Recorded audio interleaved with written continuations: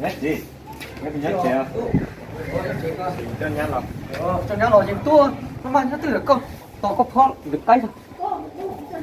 Dân nè, cho nhét lọc. Ô, nó không bỏ nó đồng bò đó, phụ lượng nó chỉ rồi, thì tôi cái kia đó, phụ lượng nó lượng cái lọ gì ôn cả, lượng cái lọ chứ lọ tủ lẩu nó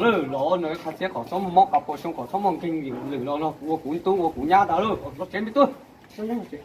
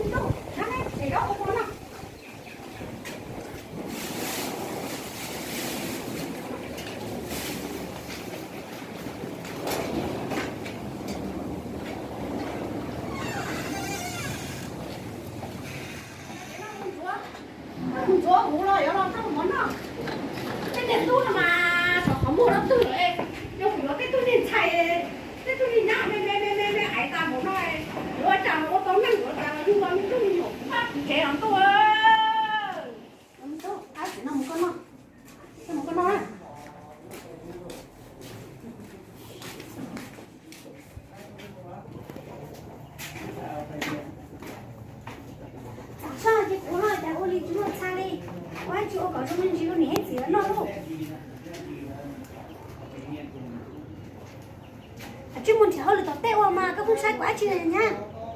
cái gì chỉ tao tên nó liền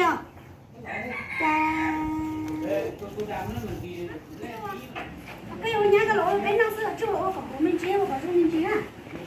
chắc cái ô không gì sẽ tao xeo mình chia na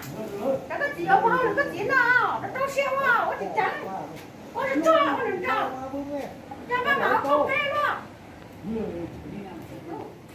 nó con đi nhá đó nên mẹ ai thế thì chỉ có con được đi sau nữa chỉ cho áo nụ kê có chỉ nhẹ chế có chỉ cho nhá tờ chế nên nhớ này đó nên xong rồi có chỉ đó đó người ta chỉ cho nhá tờ đó nhưng mà con nhớ rồi món ba chè mà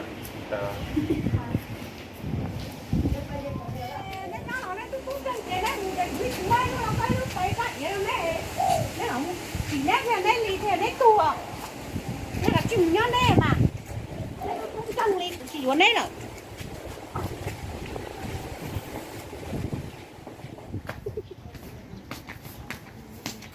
nhà chị nhớ cái kia lại nó sẽ xong